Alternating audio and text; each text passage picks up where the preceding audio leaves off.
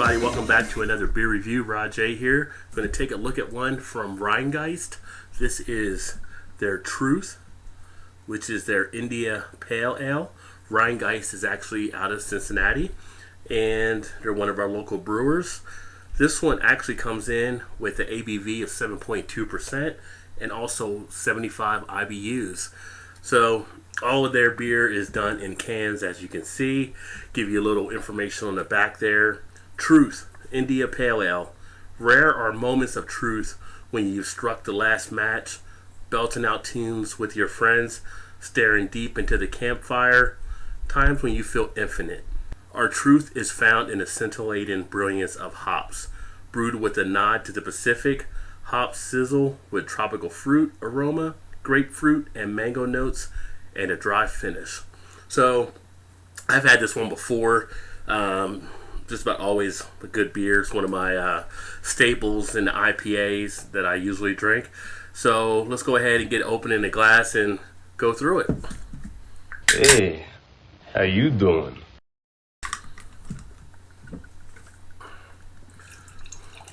If you ever come to Cincinnati, Rhinegeist is definitely one of the brewers you want to check out. And also see if it might be available out there where you're at. Now this one I actually poured out down the side of the glass a little too much, so I didn't put as much head on it. Usually you'll get a good 1 to 2 finger head out of this. A nice white head, and it'll usually lace the glass very nicely. See if I can get the head going a little bit.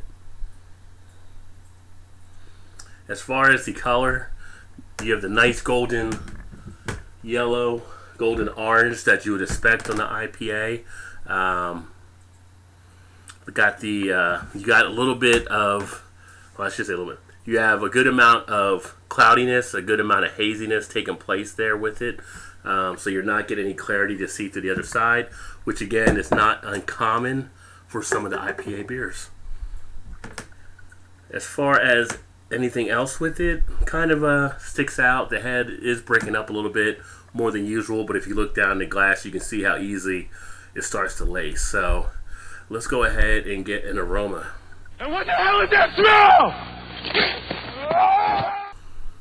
With this IPA, you get a nice good amount of dankness. You do get the mango coming out, as mentioned. You get the grapefruit.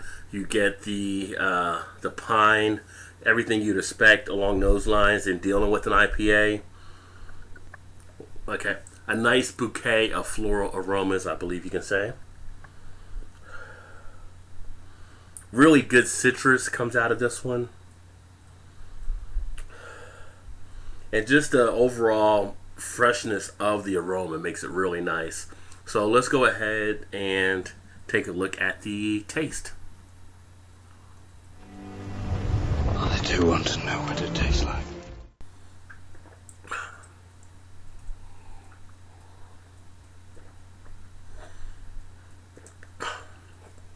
So on the taste, you do get that moderate bitterness. You get a nice mouthfeel that opens up as you drink the beer. It does have that dry texture, as it talks about on the can. Very crisp on the finish. But then on the back end, you do have some of that, I would say pretty much maybe a light astringency, but nothing too overly done. The carbonation in itself seems to play out pretty soft, so it's not overly carbonated. It's got a nice balance between the hops and the malts. And overall, it's got a really good flavor to it. And this is a nice one that you can have with almost anything you usually put an IPA with, many types of meats along those lines. Have it with, you can have it with some cheeses as well. Really is a good, well put together beer. I want the truth. You can't handle the truth. So what do I think of this one overall? Overall, Rhinegeist Truth, it's a solid IPA offering. As far as the appearance, it gives you what you want in an IPA. As I mentioned, usually the head will last a little bit longer, but the way that I poured it out took away from the head, but it usually gives you a nice head. You got the glass lacing that takes place. Great color of the golden orange you're looking for on an IPA, and no particles floating around inside. So very nice. Even with the haziness, the cloudiness that you would often get on that haze when you first pour it out. As far as the aroma, great amount of flavors: mango, grapefruit, your citrus, great dankness for the pine from the hops. Again, everything you would expect from the aroma area. And then as far as the taste, it gives you the medium bitterness, which you would expect on an IPA, but it's not overly bitter. It gives you a good mouthfeel, has a great texture on it with the dryness, has a nice crisp finish, and as I mentioned, you don't get too much of a on the back end as far as how the feel is. It's got it's good. You're going to have that light astringency, but on that metallic taste or chalky taste, or even of the alcohol taste. So a 7.2 ABV, the alcohol is a nice part of how it's infused in this beer. And like I said, for body, you're looking at a medium to full body, but doesn't really weigh you down as much.